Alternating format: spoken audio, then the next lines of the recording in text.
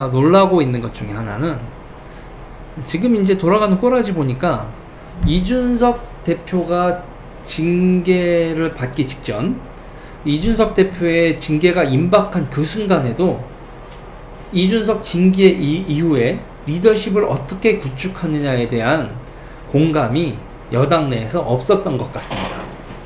일단 기본적으로 권성동 체제가 여러 사람의 이해관계가 조율된 공감의 산물이 아니라 권성동 의원의 독단의 산물이었던 것으로 보여져요.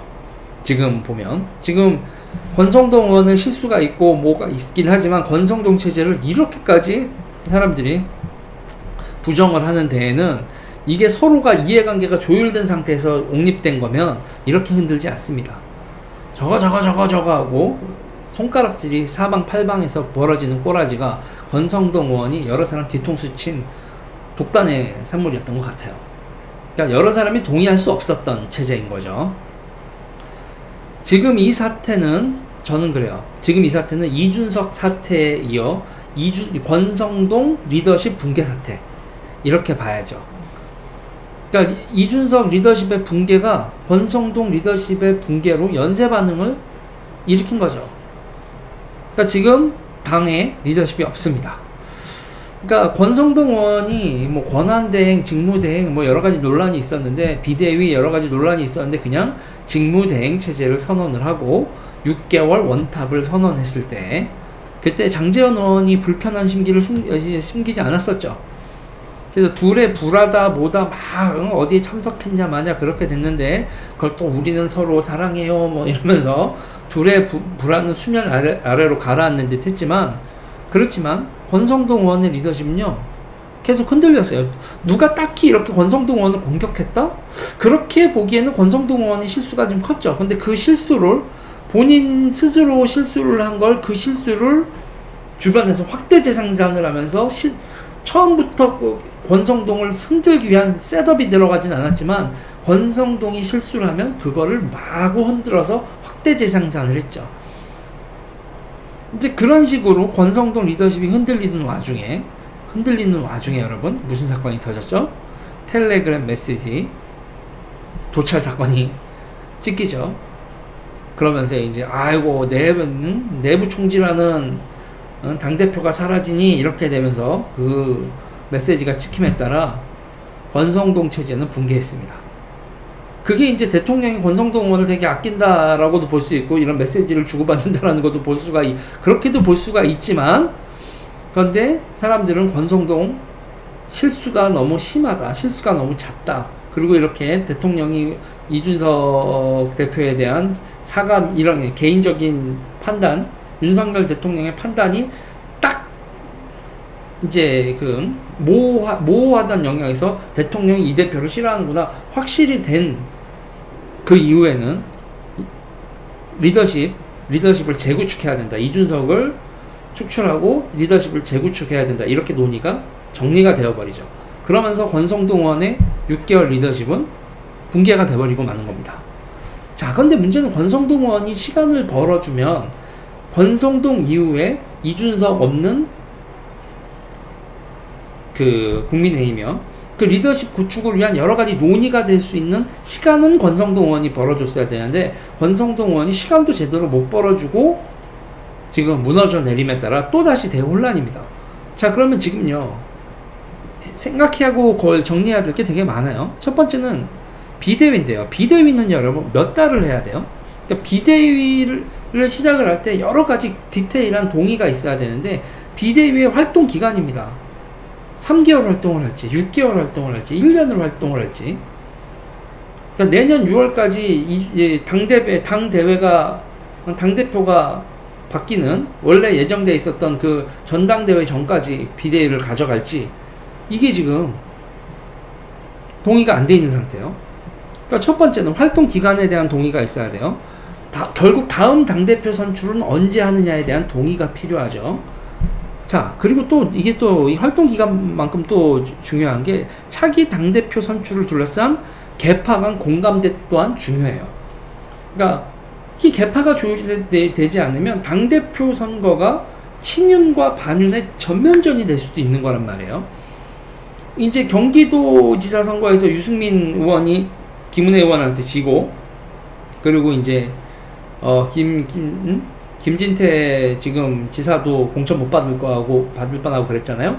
그때부터 친윤이 넘어가는 거 아니냐, 다른 계파를 다 죽여버릴 거냐, 이런 얘기가 나왔었단 말이죠.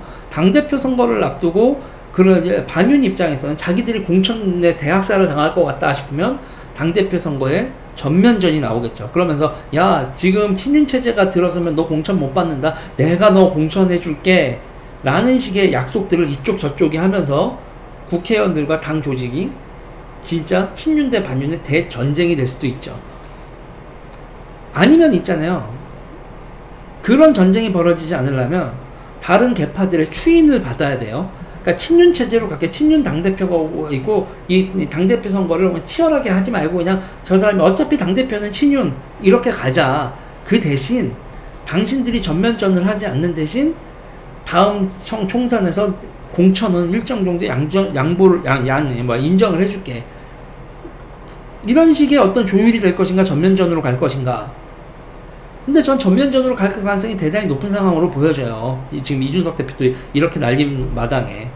자, 차기 당대표 선거가 전면전의 양상으로 간다면 윤석열 정부는 당대표 선거 전까지요, 국정 동력을 상실해요. 지지율 계속 추락하는 지지율 속에서 내전을 치러야 될 겁니다. 그리고 이 내전의 결과 여러분 뭐야? 분당의 위험성, 탄핵의 위험성을 내포한 극단적 상황으로 몰려갈 수도 있죠. 그러니까 당대표 선거가 갈등의 봉합과 이해관계의 조율의 화합대회가 아니라 갈등의 폭발이 될 수도 있어요. 그러면 화합을 하려면 타협이 이루어져야 되는데, 공천을 둘러싼 타협이 따라야 되는, 현재는 정말 가능성이 낮은 게 서로 타협을 이행할 상대의 신의를 믿질 않아요. 너 이렇게 지금 약속해놓고 너 뒤통수 칠 거지, 이렇게 생각을 하기 때문에 타협을 해도 타협을 믿질 않는데 무슨 타협이 됩니까? 통수가 난무했던 지난 탄핵 정국에서부터 지금까지의 기억들, 서로가 서로를 믿지 않으면서도 같은 당에 또 이해관계가 맞아서 어떻게든 비비고 있는 이 사람들의 이 꼬라지가 이들이 타협을 하기 어렵게 만들죠. 그러니까 이게 단순히 친윤과 비윤의 문제다라고 하면 그나마 단순한데, 이게 그래요? 안 그래요. 또 친윤 안에서도 장제원과 권성동이 지금 분위기가 이상하단 말이에요. 그러면 지금 장제원 의원이 장제원 안철수 연합이라는 건 사람들이 다 아는데, 그 장제원 안철수 연합이 친윤의 상징이 됐을 때 사람들이 그 둘의 연합을 지존이 되게 인정을 할지, 아니면 그 두 연합을 포위를 해버릴지, 그거 알 수 없는 일이 벌어지는 겁니다. 윤석열 대통령과 장제원 안철수의 리더십이, 그리고 지금 이 상태에서 권성동 의원이 온팡 삐져 있는 상태에서 이게 어떤 리더십 대혼란으로 갈지 모르는 거예요. 이 와중에도 결국은 큰 방향성의 키는 대통령실이 쥐고 있는 건데, 누구를 중심에 세우고 어디까지가 연합 세력이고, 재원이, 성동이 둘은 화합하고 연합을 해야지, 둘이 연합이고 나머지가 다 이거야 라는 그런 가름말을 탄다 라는 그것도 결국 대통령실이 키를 쥐고 있는 거예요. 누구를 중심에 세우고 어디까지가 연합 세력이고, 비윤 세력은 야, 당신들도 참으면 이만큼은 해줄게, 어디까지 포용할 것인가. 지금은 당내 세력이 아니라 대통령이 대통령이 친윤이건 비윤이건 전부 다한테 약속을 해줘야 되는 그런 꼬라지로 가고 있어요. 모든 건 다 대통령으로 통하는 그런 상황으로 가고 있는 거죠. 여기서 대통령이 조심해야 될 건 비윤이 반윤이 되고, 반윤의 깃발이 세워지면 대통령 임기가 후반으로 가면 갈수록 반윤을 구심적으로 한 세력이 커져요.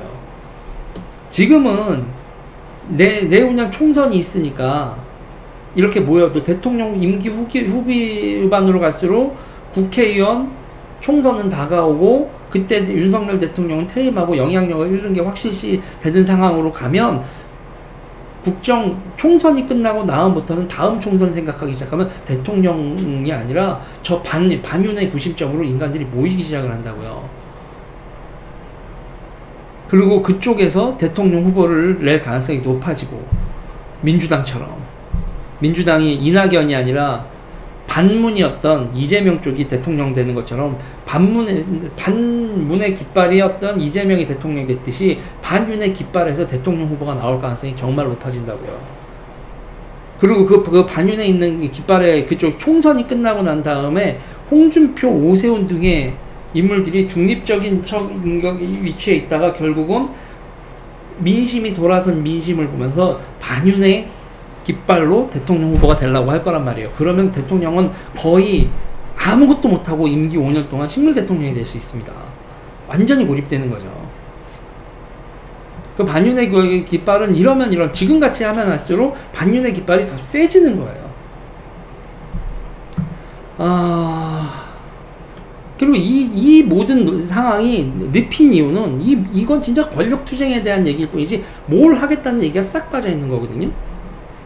그러니까 비대위를 세우고 뭐 당 지도부를 세우고 이렇게 구성할 때 어떤 컨텐츠, 어떤 상징성, 도대체 이 난리를 뭘 하려고 이렇게 난리를 치는 거야? 라는 거에 이제 사람들이 야, 이렇게 싸울만 했네. 그래서 결국은 뭐를 하려고, 어이구, 이렇게 반도체 문제, 뭐 경제 위기, 외교 안보 상황 급변하는 거에 대처하고, 조직 범죄 잡고 이런 거 하려고 이렇게 서로 싸운 거구나. 그리고 이렇게 싸운 결과로서 그런 거를 할 수 있는 체제가 안성됐구나. 그러면 사람들이 스르르 풀리는데, 어떤 의제를 중심에 두고 국정을 운영할 것인가가 보이지 않고 계속 그냥 쌈박질만 벌어지면 정책과 노선이 제대로 된 정립이 안 된 상태에서 그저 권력 싸움, 친윤, 비윤, 반윤, 정치공학이 난무하고 오로지 총선 공천권을 둘러싼 권력 내 암투가 정치의 중심이 되면 그땐 국민이 외면합니다.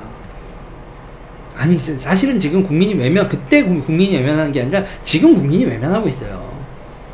이미 국민은 윤 정부와 국민의힘이 내부 갈등에 신물이 넘어오는 상태입니다. 일주일, 2주일도 아니고 이게 벌써 몇 달째입니까? 지금 이 상황, 리더십의 대혼란을 빠르게 수습하지 못하면 그럼 지금 시작부터 끝날 때까지 대통령 식물 대통령 된다니까요. 식물 정권 된다고요. 이렇게 모든 걸 다 후려쳐서 가는 게 이게 정치? 이게 정치공학이 이게 맞나? 아무튼 저는 물음표가 찍힌 상황에서, 그러니까 정치 초짜 윤석열이 대혼란을 불러왔다라고 역사의 기록이 될지, 정치 신인 윤석열이 대개혁을 달성했다라고 역사의 기록될지, 그 5년 후에 어떤 평가를 받을지가 지금 이 첫 번째 갈림길에 서 있는데, 저는 대통령이 리더십을 회복하는 게 비윤을 다 때려잡는 게 리더십 회복의 길은 아니라고 보고 있어요.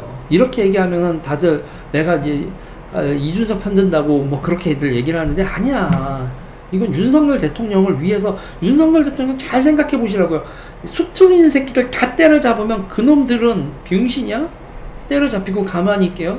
저항하고 난리치고 시끄럽게 굴고 그거를 이런 식으로 하면 컨트롤이 되지 않습니다. 지지자들도 속 시원한 정치, 다 때려잡는 정치 하는데, 원하고 그러는데, 아니, 그러다가 박근혜 대통령이 어떻게 됐는지 생각들을 해보라고. 지금 정치적 동원이 민주당하고 국민의힘이 상대가 돼? 이렇게 원사이드하게 상대한테 정치력이 밀리는 상황에서 여기서 내분을 이런 식으로 극단적으로 하다니. 매우 우려되는 사태입니다. 빠른 집권 여당의 빠른 리더십 회복을 갈망합니다. 친윤 체제가 들어서기를 바라는 입장인데, 친윤 체제가 들어서려면 어떻게 해야 된다? 다른 많은 정파들을 대통령이 그들이 적대시하지 않도록 적당한 당근도 주면서 약속도 해줘야 된다. 그리고 그들한테 부탁, 내가 이렇게 하고 어차피 나 5년 한 다음에 당신들 길게 정치할 거 아니요? 내가 나한테 지금 3년만 내가 마음대로 할 수 있고 내가 원하는 대로 할 수 있는 걸 해주시오. 그 다음에 쿨하게 당신들한테 다 넘기고 갈 테니 3년은 나의 세상 좀 합시다. 당신들한테 요번 공천에서 어느 정도 약속하고 이 정도 약속하고 이 대표 당신도 이 정도까지는 이 정도 몇 년은 찌그러져 있으면 당신 나이도 젊잖아. 3년 정도 찌그러져 있어줘.